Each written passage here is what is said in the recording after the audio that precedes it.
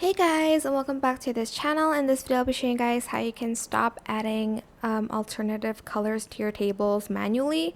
So just select the table that you want to alternate the colors in, select the paint, the fill I guess, and instead of just doing it one by one, just like alternating colors. You could even custom the styles, for like the header and the color 1, color 2. So like I want the first color to be this one and the second one to be like this one, for instance.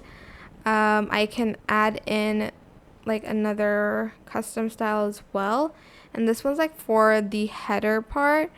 But they also have like some stuff here. I can just remove the ones that I don't want.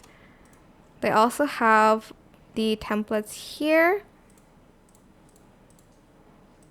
And yeah, that is it. You can also adjust the footer style as well if you want to, like here.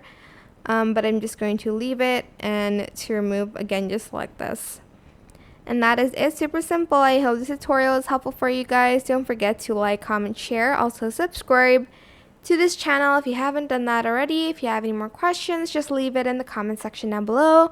I will try my best to answer them all for you guys. And if you found this video helpful, please click the thanks button above the description box down below. Thank you so much for watching. Bye!